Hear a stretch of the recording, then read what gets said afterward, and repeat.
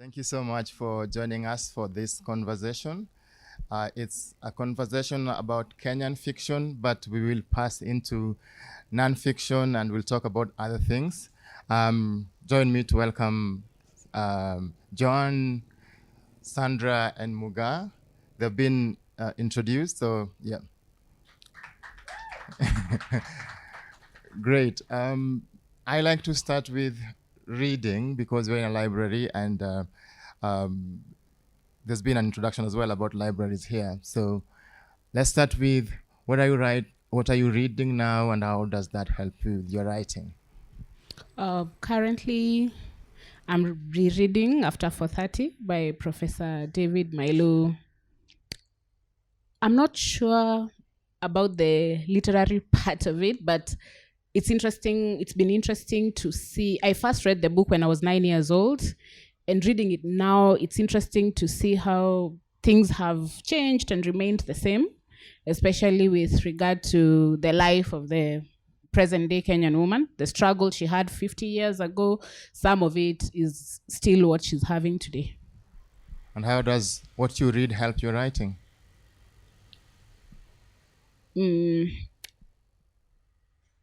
It helped, I would say, opening up my mind in with regard to seeing how other people think, and also fine-tuning my voice. Thanks for that. Sandra, do you want to comment on the same questions? So I'm currently reading Kalanak Academy. It's a fantasy book by a Kenyan author called Edwin Kairu. And it's the way that I look at reading is inspiration to work harder. And then also it helps to center me. So I read within the genre that I'm writing. So my last book that I just released is a contemporary fiction set in Nairobi, but my next book is a fantasy. So I tend to read within the genre that I'm writing in, and I haven't still yet decided which genre I'm going to stick with. So that's why I'm really enjoying reading Kalanak Academy, and I'm like in the fiction fantasy space. So that's really good for me. Good morning, everyone. Or is it afternoon? Yeah. Hi, everyone. So I'm reading Out of Africa by Karen Blixen. I had said to myself I would never read it because of the obvious colonial angles that it has, but I felt it's important to read it so that I can understand how Kenya used to be at that particular period in time. So how reading helps me is, number one, you get to understand how different authors write. So you can, if you like how someone writes, you can either try to write like them or try to figure out what makes you enjoy their work. And also, I also read for ethnography, just to see how things were and how life was before. Yeah.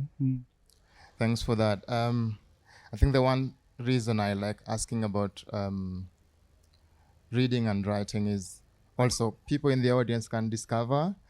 So I'd like Sandra to say the title of that book again. It's a Kalanak Academy by Edwin Kairu. Yeah. So you can look for that book and have a thing to read. I've been reading. Something happened before Ngugi died. I'd been reading Devil on the Cross and just seeing some parallels to what's happening now with the book that he wrote in the 80s. So, just something interesting to note about. Now, having talked about what we're reading, I want to talk about the work that you guys have produced. And I'll start with you, Dennis. Your short story collection, Half Portraits Underwater. I think the one theme that I see running through it is partly it's historical in a sense, but also history seems to me like that wide background that you use to then explore these intimate details about individuals. So there might be big historical events happening like in the first story, but then there's two people also who, amidst of that historical big revolution, the civil rights movement in the US, there's a Kenyan in the US, and there's an American citizen on the cusp of this big civil rights march, and also there is stuff happening in Kenya in the 1963. What does reflecting on that history and the effects on individual people and characters mean to you? And can you sort of use that then to talk about the present moment in Kenya? Yes, I think in some regard, if you talk about what happened in the past, there is a way that it speaks to the present, because sometimes history is cyclical in the sense that, like you said, you're reading Devil on the Cross, where things which were happening in the 80s seem very relevant right now.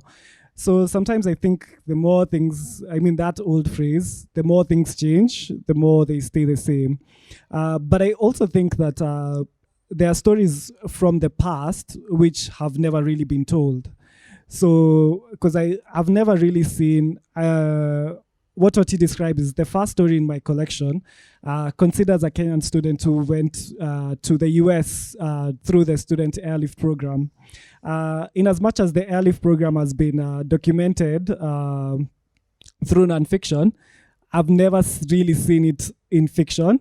So I think part of what I was trying to do is to try to understand how that would look like in fiction. And not just, because a lot of the students who went to the US Kenyan students who went to the US in the 60s, they met the US also in a period of transition.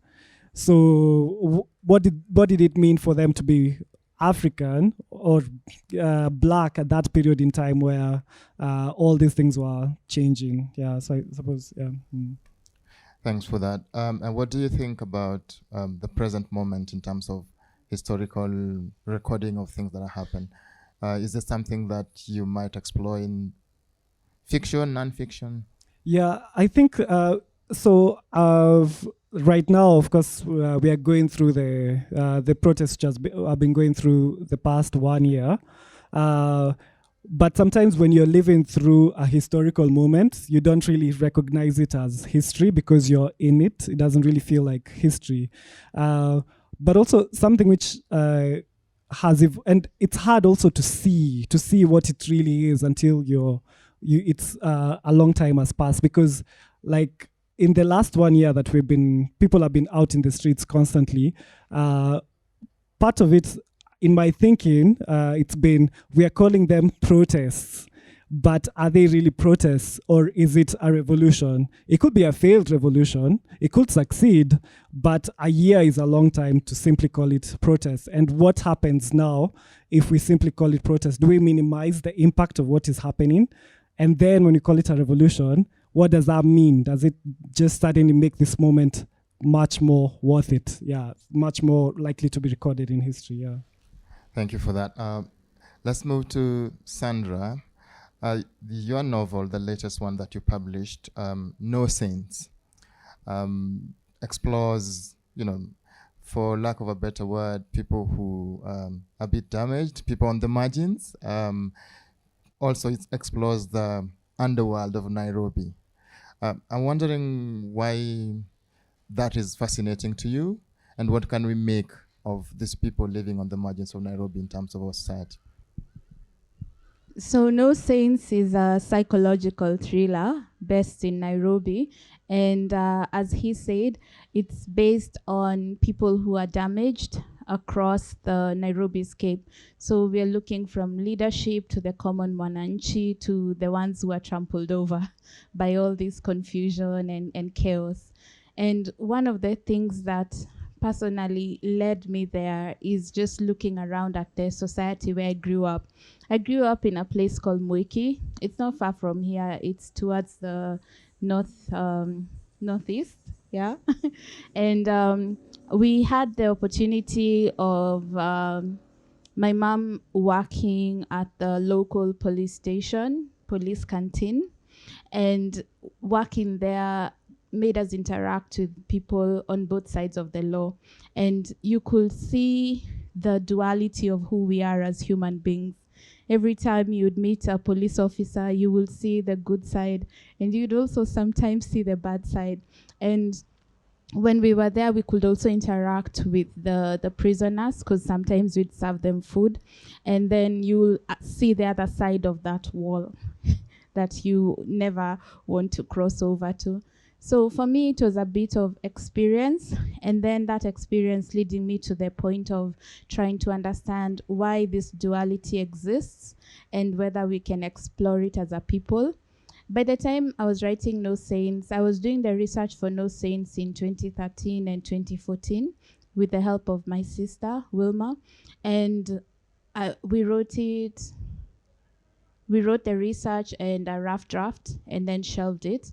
And then maybe 3 years later, we sat down and I wrote the book. And then my editor did not finish editing. She said it was too raw. And at that time, when you're thinking back to 2017, you know, a story that is very raw was very rare in this country, unless they were stories that were written in vernacular, so that you can hide that rawness and speak directly to your audience from a personal perspective. So when books like Confessions came out and Sinners, you know, I remember we were having dinner with my family and I was like, what do you guys think about releasing No Saints this year? That was last year. And my dad was like, you need to realize that the moment you release that book, even your position as a lecturer, as an educator, will also change. Yeah, it's a book that speaks of things that we don't normally speak in society: cult life, the policing class, the political class we speak of, but then cults we barely speak about. We barely talk about what happens in the cults. A few weeks ago, there was a lady who was burnt because she wasn't pious enough, an old lady in Kisii. So when we are writing about these things, they happen, but then we hide behind mainstream religion and also these other two small religions in the villages, and we don't talk about it outright. So that was my inspiration. That's interesting. I don't know if it's Marquez who talks about writing what you know, but you also speak about researching. And I'm wondering how that connection between what you know and researching then improves the writing. Your experience is backed up by research. The moment you believe you know something, what you believe you know may not be necessarily true. It's subjective to you. But the moment where you step outside it, you know this, and then you're like, you know what, how many people can support this claim or can oppose it? And does the argument make sense? As an academician, research is a vital part of my writing process. And sometimes, you know, when people read my books, they ask me, how do you know this? I read. I went out there, I did the work, the background work.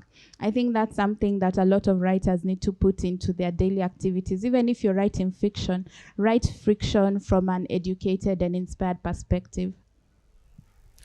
Thank you for that. I want to move to you, Joan, and I read some of the stories, Confessions of Nairobi Men. And just before I get there, when you said no sinners, Sinners, is that book by Sarah? Yeah, okay, thank you. So these confessions that I read, they are really, I think I'd say traumatic. Yes. Yeah, these are people who've gone through really hard times.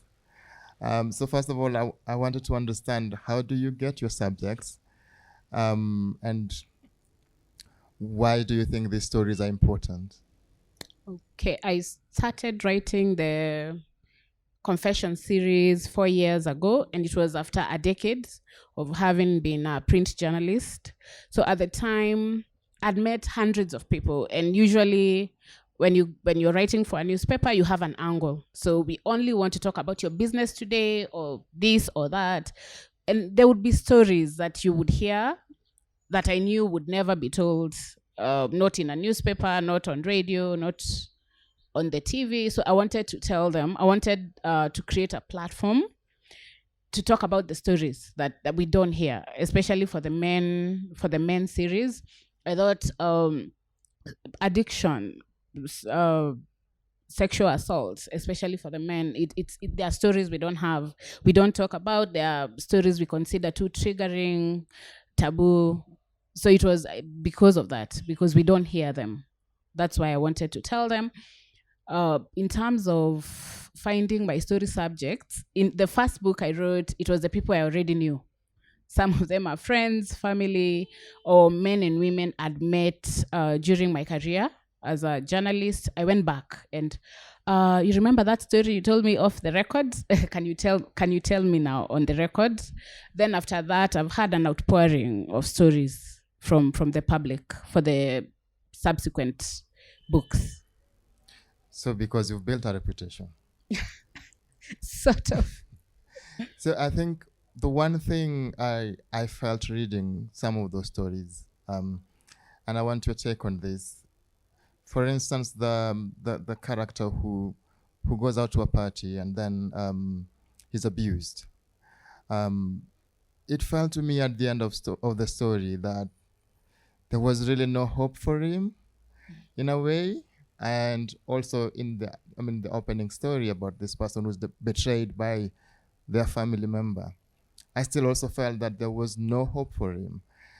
And I'm those people who want to know, okay, is there something, are things going to get better for these people?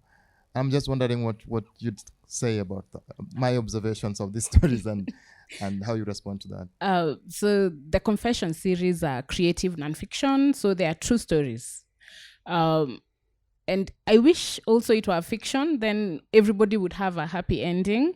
But at the point that I wrote those stories, we left them as their lives were at the point. But I think everybody that I've spoken to is doing better than they were, because we've had a lot of people coming through to offer jobs, to offer legal help, to offer psychosocial support.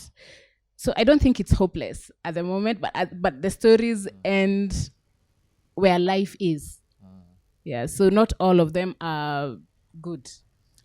Yeah, I think I'm happy to hear that restorative aspect of the writing. I want to move on to the next question, and this is about your publishing journeys. And I want to start with you now because you are the one going back this way. You decided at some point to self-publish. Yes. I want to understand what that decision-making was like, and whether you'd considered before to go the traditional way. Okay, so when I wrote my first book, Things I Will Tell My Daughter, I thought at the time I didn't have a lot of knowledge on the book industry, so I thought, I'll just take it to the publisher and they'll be so happy and I'll become rich and so. But it was different because at the time I just had a byline in Daily Nation, so that was the first thing. The first feedback I got, like we would rather publish someone who we would sell immediately, because marketing also is a problem. So name recognition. Yeah, so I didn't have the big name at the time. The second thing was censorship. My writing is very brash, so the feedback was then you would need to write more softly, and that was a problem, because there's what I want to say, but then there's also how I want to say it. That was the second thing that informed my decision. And the third thing was the terms, because you can't tell me I'll write a book for 18 months and then you'll give me 10%. So that was the third thing that led to my decision to decide to self-publish. And so I did, but I have one traditionally published book, my fiction novel, Guilty. Yeah. So how did you get about self-publishing then? So at the time, luckily for me, my boss was Ngangambugwa. So he was already published, self-published. So I was lucky to have those resources. So what I did was put together a publishing team. I had an editorial team, I had a lawyer, I had a printer, a graphics person. I technically became a publisher. Put together a team that could help me turn my manuscript into a book. Were you happy with the product? Yes, I would say at the time, you make a lot of mistakes because at the time we didn't have a lot of authors. So you go and you get the wrong printer, you get the wrong person. So I would say starting off was a disaster. It's like going up the stairs and you can only see this high. So, but over time, it's been 10 years. So I would say through the years, I've been able to fine tune that and get a good team. And I would say it's a great time for someone wanting to publish today because the resources are there and they're tried and tested already. Yeah. Great. Sandra, what do you have to say about your process? You also self-publish, right? Our journeys are parallel, though I'm following behind. So when I started out, I had a vision. I'd been writing most of my life, and I was like, one day, yes, now I'm ready. Let me find a publisher. And one way that I did, I felt it was the easiest thing. Just go to a book festival, or it was at Sarit, the one at Sarit. Yeah, so all the publishers are going to be there, Publishing Expo. And then I spoke to a few people that I saw had fiction books, and they weren't interested. And some of them were just blatant, lying to me. They're like, we don't do fiction. And I'm like, but this one here that I really like, I've read this book here. And it's crushed me a little bit. And I went back home, rethought my life.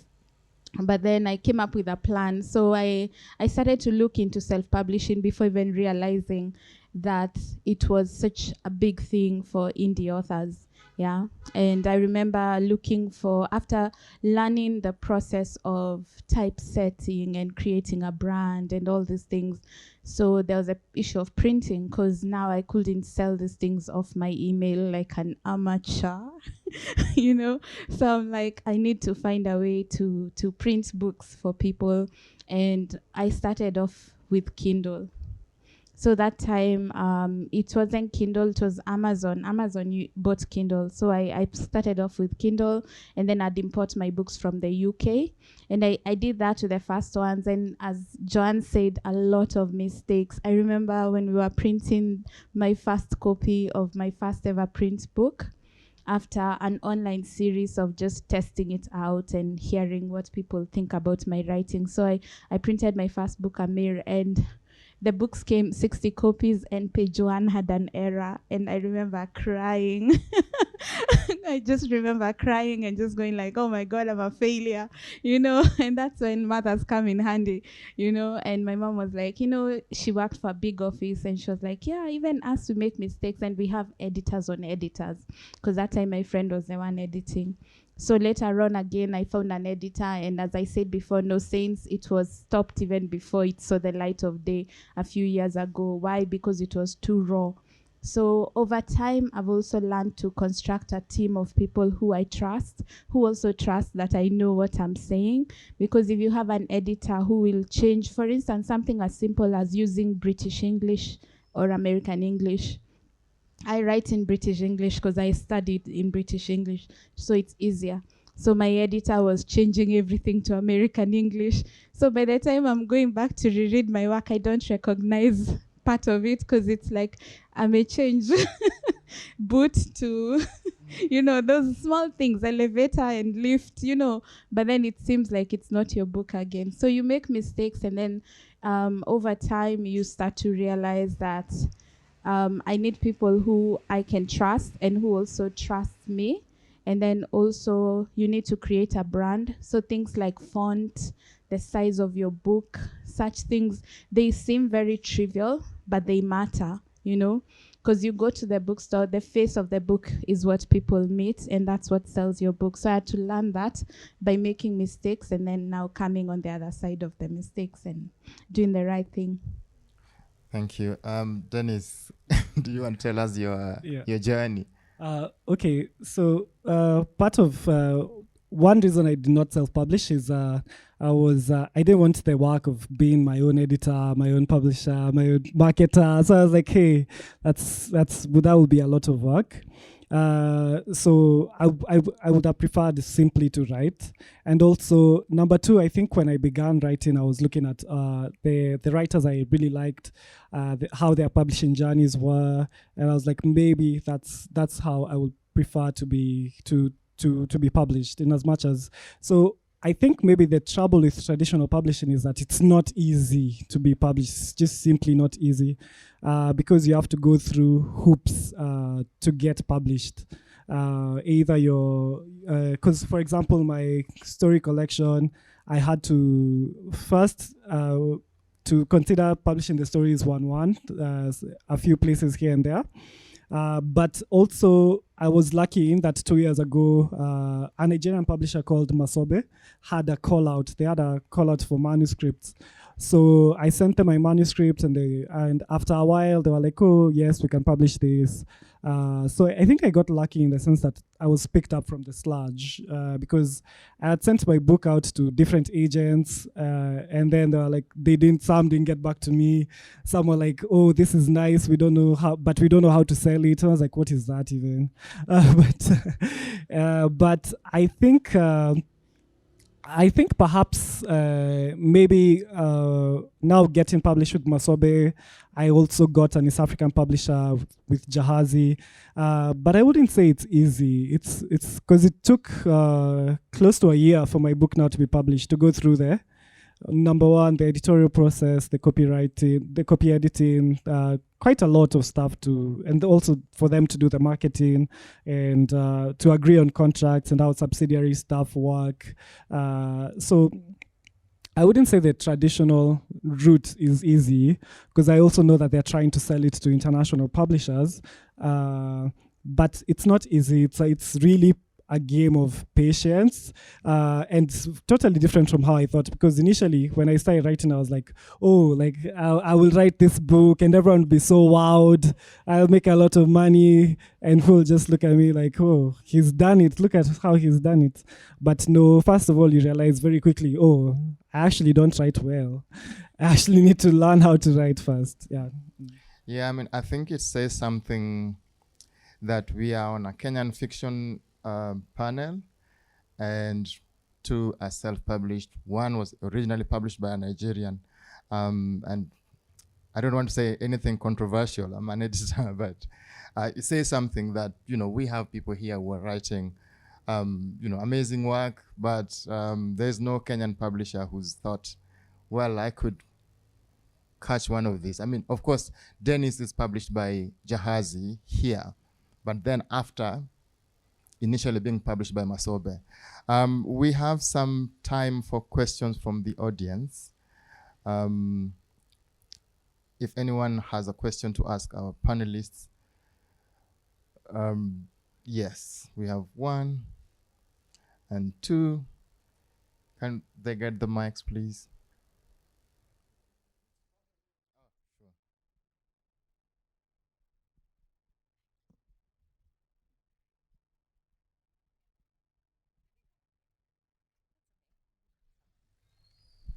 Hi. It was really fascinating to learn about your publishing stories. I have a question for Mama over there. And I just want to, because I'm really interested in different sorts of Englishes. I come from Pakistan. We are also a post-colonial country, whatever that means, right? But you said that you write in the standard British English. And I was really curious, why not Kenyan English? That's a whole, like, it's a wonderful, beautiful variety. So is there, what kind of, how is this variety perceived? Is it used in writing? I know, like, in schools, we are taught British English and all that, but I just want to know your perspective on it. Thank you. Guy in the specs over there.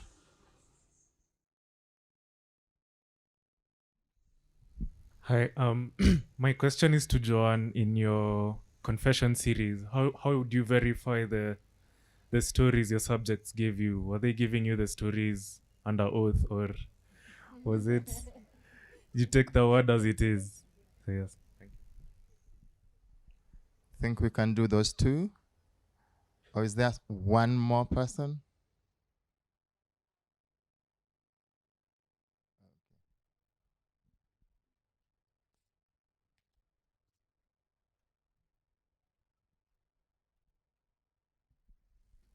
So my question is, how would you advise the first-time writers regarding the challenges that you went through on how they will start writing and without going through the same challenges? Yeah. Thank you. I think we'll check those. You'll speak about the Englishes, and then you'll speak about the oath, and then Dennis can answer the question on. Oh, you want to talk about the Englishes as well? Okay, it's fine. Okay, you take it away. So thank you so much for the question. When you learn, so I did English language and literature as my undergraduate. So when you come into writing in the beginning, you first learn to write within the norms of writing. And then now later on, you start to develop your individual voice. So I find that my characters' speech and the way they talk to each other and interact with the world around them, they use that Kenyan version of English, and I do a lot of code switching also in the thoughts of the characters and also how they interact with each other. I'd say Kenyan English is not an official thing, yeah, but there's a way that we speak. And I find that having my characters speak in an authentically Kenyan way, whether they're speaking in English, Swahili, or their mother tongue, is important. But then when I'm sticking to the prose and the norms of writing, I tend to write in official English, which is now British English. Did I answer? Okay, just let me add on to that. I think something I realized, I think what she meant about the British kind of English, that the spelling, just the spellings and how they are done. But one thing I realized is whenever I went to workshop with people from different countries, they will be like, oh, what is this syntax that you've used? But then in my head, it sounds very correct, because perhaps I would be like, oh, I'll come as I'm going. But then that one in Swahili, it will be very, so I'll be like, what do you mean by this, Dennis? So I'm like, yeah, nitakuja nikiendanga. Like that's what it means, yeah. But yeah, I think it's, and also if you read maybe Achebe's Things Fall Apart, you'll be like, oh, this sounds very, it's not as the English I would know. It sounds a different kind of English. Also, at the same time, although I don't want to get into the language debate, still Ngugi says, oh, can we make our Englishes ours, in quotes? But then he still felt that was enslavement. But that's a whole huge debate. And if you open that Pandora's box, there's no going back. But yeah, that's what I would say about it, yeah. On the confession series, the format is my story. So it's people telling me things as they experienced them. So I would try to talk to the people around them to verify the facts, but the format remains the men and the women. They told me the stories as their stories as they saw them, as they felt them. I know sometimes if I drew a 6, you would see it as a 9, but then I allowed them because it's my story. Yeah. Okay. I think we still have time. Sorry? All right. First time writers, advice. You want to start? First, if you're an aspiring or an up-and-coming writer, I would say it's a great time to be a writer in Kenya today, because Kenyans are craving Kenyan writing. So it's a good time. And I would say start. I don't think I ever felt ready. Even now, 10 books later, there are times I feel unsure. So start writing, start with what you know. Even if you don't have the avenue at the time to showcase your art, start anyway. Start. Yeah. Start and finish. Actually finish. I've met so many people and they tell me I've been writing for the last 10 years, my first book. One hard lesson that I learned is my first ever book, which has never been published. I wrote it for 5 years. And within those 5 years, I changed so much. The story was fragmented because the way I was expressing myself was also changing. I was reading, I was in school studying English. So the way I'm expressing myself also is changing.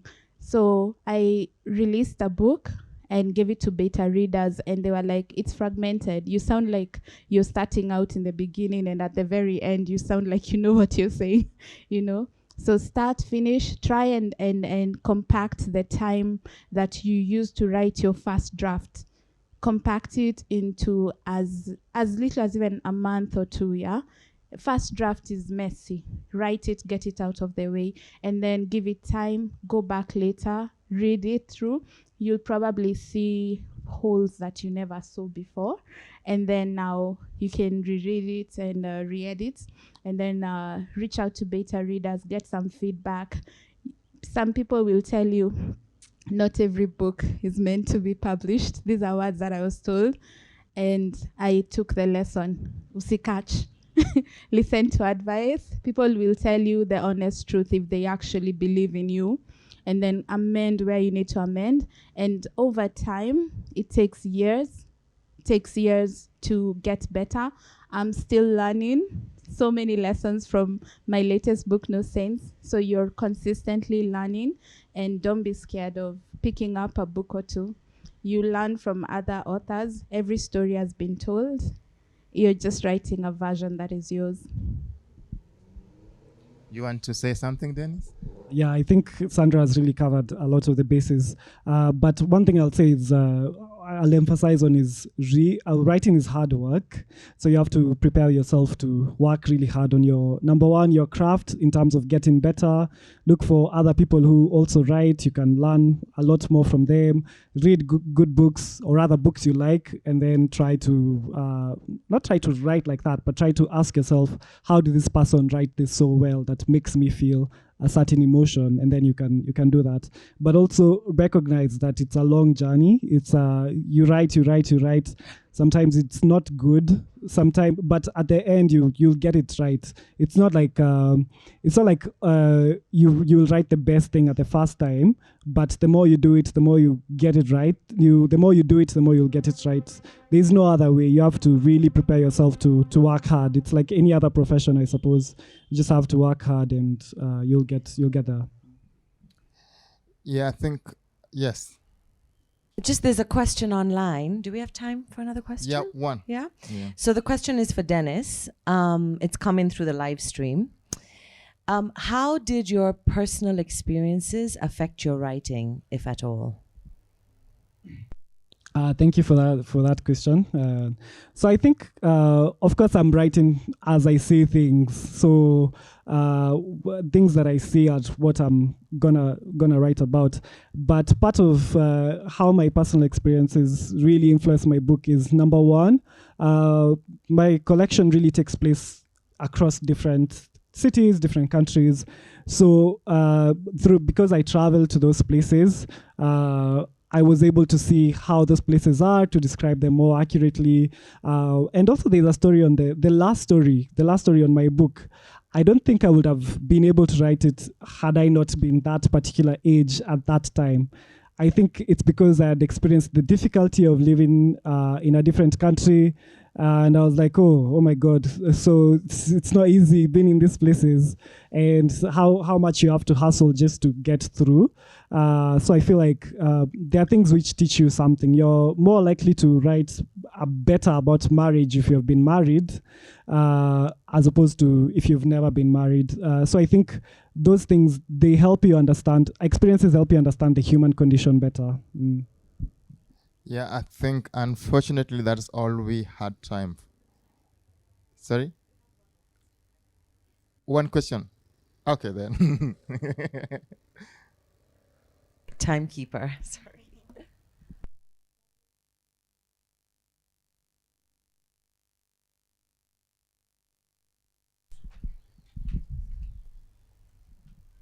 Check. Okay, here we go. Thank you so much for sharing your experiences on your publishing journey. It's been great to hear about it. I I had two questions, but I guess one of them you've kind of touched on, basically, for each of you, I guess. The whole, I guess, editorial process, writing, there's a whole phrase, killing your little darlings, I guess.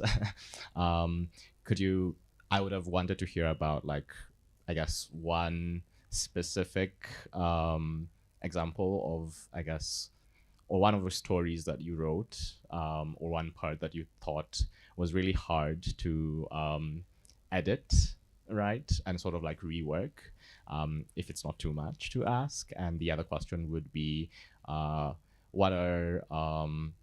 who's a writer you aspire to write like, or what writer do you admire for each of you?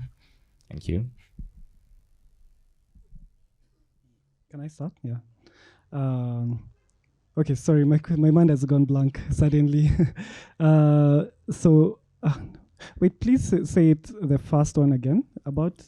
It's about the editorial process. Oh, yeah, so what happened to me is I had written a book, and then I was like, oh, this is such a good book. Then I gave it to someone, they read, and I'm like, this is not a good book. So I had to let go of the whole book. So I think that process of grief, you're like, oh, these characters are so good. They had such promising impacts. But I went back and read the book. It's actually not a good book at all. Like, I'm really glad it's not out in the world. So that's something I had to learn. So even if something happens along the line, I'm like, oh, I mean, I let go of 70,000 words. So it's not so bad letting go of something else. And the second question was?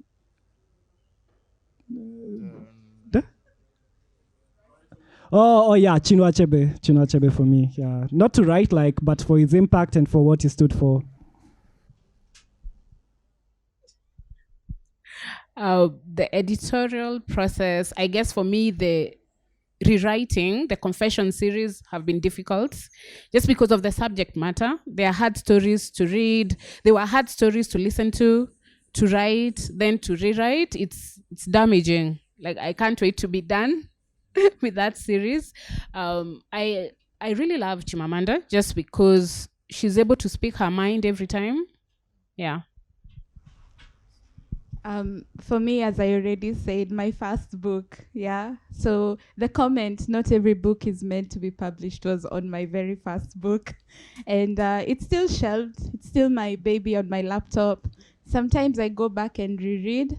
I can see an angle for it to be a film, but not a book, yeah. So I'm still working that out, yeah. And then what do you admire? The writer you admire, or you aspire the writer I admire. So I love Song of Owino, Okot Pibitek, yeah. And the Song of Okol actually is the one that really floats my boat. But then since I started writing psychological thrillers, I've really been enjoying Jed Rubenfield. He wrote a book called Interpretation of Murder, which is my favorite read. Every time I read that book, this is what happens. I read 5 pages, I close the book, get the laptop, and start typing. Because I'm so like, I need to get so good. I need to get to this level. So yeah. Yeah, I think that would be the end. I'm so sorry you don't get the time to ask the question. I want to thank our amazing audience for coming on and asking questions, and our amazing panel, Joan, Sandra, Dennis. And just to say, their books will be available in the bookshop. And if you want them to sign your books, they can sign them for you. And just to say thank you all.